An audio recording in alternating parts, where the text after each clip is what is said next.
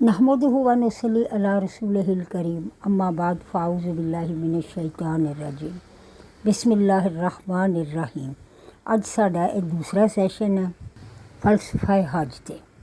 ਅਸੀਂ ਗੱਲ ਕਰ ਰਹੇ ਸਾਂ ਕਿ ਰੂਹ ਦੇ ਬਗੈਰ ਜਿਸਮ ਮੁਰਦਾ ਹੋ ਜਾਂਦਾ। ਇਹੋ ਹੀ ਅਮਰ ਜੋ ਕਿ ਰੂਹ ਅੱਲਾਹ ਦਾ ਅਮਰ ਹੈ ਨਾ, ਅਤੇ ਇਹੋ ਹੀ ਅਮਰ ਇਲਾਹੀ ਬੈਤੁੱਲਾ ਸ਼ਰੀਫ ਦੇ ਵਿੱਚ ਹੈ, ਸਫਾ ਮਰਵਾ ਦੇ ਵਿੱਚ ਹੈ, ਜਬਲੇ ਨੂਰ ਦੇ ਵਿੱਚ ਹੈ, ਕੋਹ ਤੂਰ ਦੇ ਉੱਤੇ ਹੈ। ਇਹੋ ਹੀ ਅਮਰੇ ਇਲਾਹੀ ਜਮਰਾਤ ਵਿੱਚ ਹੈ। ਅਮਰੇ ਇਲਾਹੀ ਦੀ ਅਤਾਤ ਕਰਨਾ ਹੀ ਜ਼ਰੂਰੀ ਹੈ। ਅਤੇ ਕੀ ਅਸੀਂ ਮਾਰਫਤ ਇਲਾਹੀ ਦੇ ਵਿੱਚ ਉੱਥੇ ਤੱਕ ਪਹੁੰਚ ਸਕਦੇ ਹਾਂ ਜਿੱਥੇ ਨਬੀ ਕਰੀਮ ਸੱਲੱਲਾਹੁ ਅਲੈਹਿ ਵਸੱਲਮ ਸਰਵਰੇ ਅੰਬਿਆ ਜਿਹੜੇ ਨੇ ਉਹਨਾਂ ਦੀ ਮਾਰਫਤ ਇਲਾਹੀ ਜਿੱਥੇ ਤੱਕ ਪਹੁੰਚੀ? ਹਰਗਿਜ਼ ਨਹੀਂ, ਅਸੀਂ ਉੱਥੇ ਤੱਕ ਨਹੀਂ ਪਹੁੰਚ ਸਕਦੇ। ਅੱਲਾਹ ਤਬਾਰਕ व ਤਆਲਾ ਦਾ ਫਰਮਾਨ ਪਾਕ ਹੈ ਕਿ ਅਗਰ ਅਸੀਂ ਕੁਰਾਨ ਨੂੰ ਪਹਾੜਾਂ 'ਤੇ ਉਤਾਰ ਦਿੰਦੇ ਤਾਂ ਉਹ ਰੇਜ਼ਾ ਰੇਜ਼ਾ ਹੋ ਜਾਂਦਾ। ਕੁਰਾਨ ਨਬੀ ਦੇ ਸੀਨੇ ਦੇ ਉੱਤੇ ਉਤਾਰਿਆ ਗਿਆ। ਇੱਥੋਂ ਹੀ ਹਜ਼ੂਰ ਸੱਲੱਲਾਹੁ ਅਲੈਹਿ ਵਸੱਲਮ ਦੇ ਦਿਲ ਦਾ, ਉਹਨਾਂ ਦੇ ਸੀਨੇ ਦਾ ਜਿਹੜਾ ਵੇ ਉਹਦੀ ਵੁਸਅਤ ਨੂੰ ਸਮਝਣ ਦੀ ਕੋਸ਼ਿਸ਼ ਸਾਨੂੰ ਕਰਨੀ ਚਾਹੀਦੀ ਹੈ। ਕੀ ਸਾਨੂੰ ਹੁਣ ਵੀ ਨਹੀਂ ਸਮਝ ਆ ਰਹੀ ਕਿ ਹਜ਼ੂਰ ਸੱਲੱਲਾਹੁ ਅਲੈਹਿ ਵਸੱਲਮ ਦਾ ਮਕਾਮ ਆਲੀ ਸ਼ਾਨ ਕੀ ਹੈ? ਇਹ ਨੂਰ ਜਿਹੜਾ ਬੈਤੁੱਲਾ ਸ਼ਰੀਫ ਦੇ ਅੰਦਰ ਤਾਕਤਵਰ ਨੂਰ ਹੈ, ਇਹ ਹਜ਼ੂਰ ਦੀ ਅਜ਼ਮਤ ਨੂੰ ਸਮਝੇ ਬਗੈਰ ਤਵਾਫ ਦੀ ਹਕੀਕਤ ਨੂੰ ਸਮਝਣਾ ਨਾਮੁਮਕਿਨ ਹੈ। ਇਹਦੇ ਵਾਸਤੇ ਮੈਂ ਚੰਦ ਮਿਸਾਲਾਂ ਬਿਆਨ ਕਰਾਂਗੀ। ਤਹਵੀਲੇ ਕਾਬਾ ਦੀਆਂ ਆਯਾਤ, ਜਦੋਂ ਮਸਜਿਦ ਜ਼ੁਲ ਕਿਬਲਤੈਨ ਦੇ ਵਿੱਚ ਇਹ ਆਯਾਤ ਨਾਜ਼ਿਲ ਹੋਈਆਂ ਕਿ ਬੈਤੁੱਲਾ ਸ਼ਰੀਫ ਨੂੰ ਜਿਹੜਾ ਸੀ ਮੁਸਲਮਾਨਾਂ ਦਾ ਕਿਬਲਾ ਦੋਮ, ਯਾਨੀ ਕਿ ਨਮਾਜ਼ ਪੜ੍ਹਨ ਵਾਸਤੇ ਬੈਤੁੱਲਾ ਸ਼ਰੀਫ ਵੱਲ ਮੂੰਹ ਕਰਕੇ ਨਮਾਜ਼ ਪੜ੍ਹਨ ਦੀ ਇਜਾਜ਼ਤ ਅਤਾ ਫਰਮਾ ਦਿੱਤੀ ਗਈ। ਹੁਣ ਇੱਥੇ ਜਿਹੜਾ ਅੱਲਾਹ ਤਾਲਾ ਦਾ ਕਲਾਮ ਹੈ ਉਹਨੂੰ ਗੌਰ ਨਾਲ ਪੜ੍ਹ ਕੇ ਅਤੇ ਸਮਝਣ ਦੀ ਕੋਸ਼ਿਸ਼ ਕਰਨੀ ਚਾਹੀਦੀ ਹੈ ਕਿ ਇਹਦੇ ਵਿੱਚ ਅੱਲਾਹ ਤਬਾਰਕ व ਤਆਲਾ ਦੀ ਤਾਂ ਮਰਜ਼ੀ ਸ਼ਾਮਲ ਹੈ ਹੀ ਸੀ, ਪਰ ਨਬੀ ਕਰੀਮ ਸੱਲੱਲਾਹੁ ਅਲੈਹਿ ਵਸੱਲਮ ਦੀ ਚਾਹਤ ਵੀ, ਉਹਨਾਂ ਦੀ ਰਜ਼ਾ ਵੀ ਇਹਦੇ ਵਿੱਚ ਸ਼ਾਮਲ ਸੀ। ਫਰਮਾਨੇ ਖੁਦਾਵੰਦੀ ਹੈ ਕਿ ਅਸੀਂ ਦੇਖ ਰਹੇ ਹਾਂ ਇਹ ਨਬੀ ਮੁਹੰਮਦ ਸੱਲੱਲਾਹੁ ਅਲੈਹਿ ਵਸੱਲਮ ਤੁਹਾਡਾ ਬਾਰ ਆਸਮਾਨ ਦੀ ਤਰਫ ਮੂੰਹ ਕਰਕੇ ਦੇਖਣਾ। ਤੁਸੀਂ ਆਪਣਾ ਰੁੱਖ ਫੇਰ ਲਵੋ ਜਿੱਧਰ ਤੁਸੀਂ ਚਾਹੁੰਦੇ ਹੋ। ਇਸ ਗੱਲ ਤੋਂ ਕੀ ਸਾਬਤ ਹੋਇਆ ਕਿ ਅੱਲਾਹ ਤਬਾਰਕ व ਤਆਲਾ ਦੀ ਜ਼ਾਤ ਸਭ ਤੋਂ ਜ਼ਿਆਦਾ ਦੁਨੀਆ ਦੇ ਵਿੱਚ ਅਗਰ ਕਿਸੇ ਦੀ ਪਰਵਾਹ ਕਰਦੀ ਹੈ ਅਤੇ ਉਹ ਆਕਾ ਨਾਮਦਾਰ ਸੱਲੱਲਾਹੁ ਅਲੈਹਿ ਵਸੱਲਮ ਨੇ। ਔਰ ਅੱਲਾਹ ਤਾਲਾ ਉਹਨਾਂ ਦੇ ਨਾਲ ਬੇਪਨਾਹ ਮੁਹੱਬਤ ਕਰਦੇ ਨੇ। ਇਹ ਅੱਲਾਹ ਤਬਾਰਕ व ਤਆਲਾ ਦੀ ਮੁਹੱਬਤ ਦਾ ਹੀ ਸਬੂਤ ਹੈ। ਤਵਾਫ ਤੇ ਹਜ਼ਰਤ ਇਬਰਾਹੀਮ ਅਲੈਹਿਸਸਲਾਤੁ ਵਸਲਾਮ ਦੇ ਦੌਰ ਦੇ ਵਿੱਚ ਵੀ ਹੁੰਦਾ ਸੀ, ਹੱਜ ਵੀ ਹੁੰਦਾ ਸੀ, ਪਰ ਬੈਤੁੱਲਾ ਸ਼ਰੀਫ ਨੂੰ ਜਿਹੜਾ ਮਕਾਮ ਨਬੀ ਕਰੀਮ ਸੱਲੱਲਾਹੁ ਅਲੈਹਿ ਵਸੱਲਮ ਦੇ ਜ਼ਮਾਨੇ ਦੇ ਵਿੱਚ ਮਿਲਿਆ, ਉਹ ਨਾ ਤਾਂ ਇਸ ਤੋਂ ਪਹਿਲੇ ਸੀ ਨਾ ਇਸ ਤੋਂ ਬਾਅਦ। ਸਾਨੂੰ ਉਮਤ ਮੁਹੰਮਦੀਆ ਨੂੰ ਨਬੀ ਕਰੀਮ ਸੱਲੱਲਾਹੁ ਅਲੈਹਿ ਵਸੱਲਮ ਅਤੇ ਆਪਣੇ ਰੱਬੇ ਕਰੀਮ ਦਾ ਸ਼ੁਕਰ ਅਦਾ ਹਰ ਵਕਤ ਹਰ ਸਾਂਸ ਦੇ ਨਾਲ ਕਰਨਾ ਚਾਹੀਦਾ ਹੈ।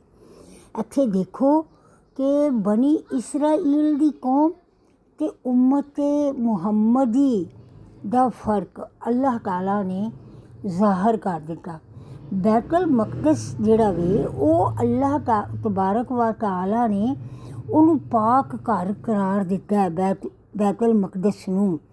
ਲੇਕਿਨ ਬੈਤੁੱਲਾ ਨੂੰ ਅੱਲਾਹ ਤਾਲਾ ਨੇ ਸ਼ੁਕਰਗੁਜ਼ਾਰੀ ਤੇ ਆਪਣਾ ਘਰ ਕਿਹਾ ਹੈ ਇਹਨੂੰ ਕਿ ਇੱਕ ਇਹ ਸ਼ੁਕਰਗੁਜ਼ਾਰੀ ਦਾ ਮਕਾਮ ਹੈ, ਦੂਸਰਾ ਇਹ ਅੱਲਾਹ ਤਬਾਰਕ व ਤਾਲਾ ਦਾ ਘਰ ਹੈ।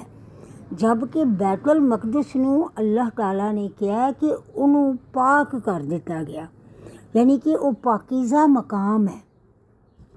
ਪਾਕੀਜ਼ਾ ਮਕਾਮ ਦੇ ਵਿੱਚ ਤੇ ਅੱਲਾਹ ਦੇ ਘਰ ਦੇ ਵਿੱਚ ਕਿਆ ਕੋਈ ਫਰਕ ਨਹੀਂ ਹੈ? ਹਜ਼ੂਰ ਨਬੀ ਕਰੀਮ ਸੱਲੱਲਾਹੁ अलैहि वसल्लम ਦੇ ਸ਼ੁਕਰਗੁਜ਼ਾਰੀ ਦੇ ਦੋ ਜੁਮਲੇ ਕਿ ਸ਼ੁਕਰ ਹੈ ਉਸ ਰੱਬ ਦਾ ਜਿਹਨੇ ਸਾਨੂੰ ਜ਼ੁਰਰੀਅਤ ਇਬਰਾਹੀਮ ਦੇ ਵਿੱਚ ਰੱਖਿਆ, ਅਤੇ ਸ਼ੁਕਰ ਹੈ ਉਸ ਰੱਬ ਦਾ ਜਿਹਨੇ ਸਾਨੂੰ ਹਜ਼ਰਤ ਇਸਮਾਈਲ ਦੀ ਜ਼ੁਰਰੀਅਤ ਦੇ ਵਿੱਚ ਮੁਸਤਹਕਮ ਕੀਤਾ, ਅਤੇ ਕਲਮਾ ਰਸੂਲ ਸੱਲੱਲਾਹੁ अलैहि वसल्लम ਦੀ ਵਜ੍ਹਾ ਦੇ ਨਾਲ ਮੁਸਲਮਾਨ ਨੇ ਤਵਾਫ ਖਾਨਾ ਕਾਬਾ ਕਰਦੇ ਨੇ, ਅਤੇ ਹਜ਼ੂਰ ਦੇ ਪੜ੍ਹਾਏ ਹੋਏ ਕਲਮੇ ਦੀ ਵਜ੍ਹਾ ਜਿਹੜੀ ਹੈ ਉਹ ਹੀ ਸਾਡੇ ਜਿਹੜਾ ਤਵਾਫ ਦੀ ਵਜ੍ਹਾ ਹੈ। ਅੱਲਾਹ ਤਬਾਰਕ व ਤਾਲਾ ਦਾ ਹੁਕਮ ਹੈ, ਮੁਸ਼ਰਿਕ ਨਿਜਸ ਨੇ ਇਹਨਾਂ ਨੂੰ ਮੱਕੇ 'ਚੋਂ ਬਾਹਰ ਕੱਢ ਦਿਓ। व आतिउल्लाह व आतिउर रसूल व उलुल अमर। ਕਾਇਨਾਤ ਦੇ ਵਿੱਚ ਅਗਰ ਕਿਸੇ ਦੀ ਪਰਵਾਹ ਹੈ ਤੇ ਅੱਲਾਹ ਨੂੰ ਉਹ ਹਜ਼ੂਰ ਨਬੀ ਕਰੀਮ ਸੱਲੱਲਾਹੁ अलैहि वसल्लम ਦੀ ਹੈ। ਔਰ ਅਗਰ ਪੂਰੀ ਕਾਇਨਾਤ ਦੇ ਵਿੱਚ ਕਿਸੇ ਨੇ ਅੱਲਾਹ ਤਬਾਰਕ व ਤਾਲਾ ਦੀ ਮੁਕੰਮਲ ਅਤਾਅਤ ਕੀਤੀ ਹੈ ਤੇ ਉਹ ਜ਼ਾਤ ਪਾਕ ਰਸੂਲ ਕਰੀਮ ਸੱਲੱਲਾਹੁ अलैहि वसल्लम ਦੀ ਹੈ। ਅਗਰ ਅਸੀਂ ਦਾਵਾ ਜਿਹੜਾ ਹੈ ਉਹ ਅਤਾਅਤ ਦਾ ਕਰਨੇ ਹੈ ਤੇ ਉਹ ਅਤਾਅਤ ਰਸੂਲ ਹੈ। ਕੁਰਾਨ ਕਰੀਮ ਦੇ ਵਿੱਚ ਅੱਲਾਹ ਤਾਲਾ ਦੀ ਜ਼ਾਤ ਫਰਮਾ ਰਹੀ ਹੈ ਕਿ ਇਹ ਲੋਕ ਕਹਿੰਦੇ ਨੇ ਕਿ ਅੱਲਾਹ ਦੇ ਨਾਲ ਕਿੰਜ ਮੁਹੱਬਤ ਕਰੀਏ, ਅਤੇ ਇਹਨਾਂ ਨੂੰ ਕਹਿ ਦਿਓ ਐ ਨਬੀ ਕਰੀਮ ਸੱਲੱਲਾਹੁ अलैहि वसल्लम ਕਿ ਇਹ ਤੁਹਾਡੇ ਨਾਲ ਮੁਹੱਬਤ ਕਰਨ। ਅਗਰ ਇਹ ਤੁਹਾਡੇ ਨਾਲ ਮੁਹੱਬਤ ਕਰਨਗੇ ਤੇ ਅੱਲਾਹ ਇਹਨਾਂ ਨਾਲ ਮੁਹੱਬਤ ਕਰੇਗਾ। ਅਗਰ ਅਸੀਂ ਅਤਾਅਤ ਰਸੂਲ ਕਰਾਂਗੇ ਤੇ ਫਿਰ ਅੱਲਾਹ ਸਾਡੇ ਨਾਲ ਹੈ। ਅਗਰ ਅਸੀਂ ਅਤਾਅਤ ਰਸੂਲ ਤੋਂ ਮੁਨਕਰ ਹੋਵਾਂਗੇ ਤੇ ਫਿਰ ਅੱਲਾਹ ਸਾਡਾ ਮੁਖਾਲਫ ਹੈ। ਜੰਨਤ ਜਿਹੜੀ ਹੈ ਇਹ ਇਹਨਾਂ ਦੀ ਅਤਾਅਤ ਦੇ ਇਨਾਮ ਵਿੱਚ ਹੀ ਮਿਲਣੀ ਹੈ। ਹੌਜ਼ੇ ਕੌਸਰ ਹਜ਼ੂਰ ਸੱਲੱਲਾਹੁ अलैहि वसल्लम ਦਾ, ਸ਼ਫਾਅਤ ਹਜ਼ੂਰ ਸੱਲੱਲਾਹੁ अलैहि वसल्लम ਦੀ। ਅਤੇ ਅਗਰ ਅਸੀਂ ਉਹਨਾਂ ਦੇ ਵਫਾਦਾਰ ਨਹੀਂ ਤਾਂ ਫਿਰ ਅਸੀਂ ਕਿਹਨਾਂ ਦੇ ਵਫਾਦਾਰ ਹਾਂ? ਅਗਰ ਅਸੀਂ ਉਹਨਾਂ ਦੇ ਦੋਸਤਾਂ ਦੇ ਦੋਸਤ ਨਹੀਂ ਤਾਂ ਫਿਰ ਅਸੀਂ ਕਿਹਨਾਂ ਦੇ ਦੋਸਤ ਹਾਂ? ਸੋਚਣ ਵਾਲੀ ਗੱਲ ਹੈ ਨਾ। ਅਗਰ ਅਸੀਂ ਉਹਨਾਂ ਦੇ ਦੁਸ਼ਮਣਾਂ ਦੇ ਦੁਸ਼ਮਣ ਨਹੀਂ ਤਾਂ ਫਿਰ ਅਸੀਂ ਕਿਹਦੇ ਨਾਲ ਖੜ੍ਹੇ ਹਾਂ? ਸਾਨੂੰ ਇਹ ਸੋਚਣਾ ਚਾਹੀਦਾ। ਅਗਰ ਅਸੀਂ ਹਕੀਕਤ ਇਲਾਹੀ ਔਰ ਮਾਰਫਤ ਰਿਸਾਲਤ ਹਜ਼ੂਰ ਸੱਲੱਲਾਹੁ अलैहि वसल्लम ਨੂੰ ਹਾਸਲ ਕਰ ਲਿਆ ਤੇ ਅਸੀਂ ਕਾਮਯਾਬ ਹਾਂ। ਐਟਮ ਅਤੇ ਆਦਮ ਇਹ ਇੱਕ ਦਰਜੇ 'ਤੇ ਕਿੰਜ ਨੇ, ਇਹਨੂੰ ਨਬੀ ਕਰੀਮ ਸੱਲੱਲਾਹੁ अलैहि वसल्लम ਨੇ ਬਿਆਨ ਫਰਮਾਇਆ।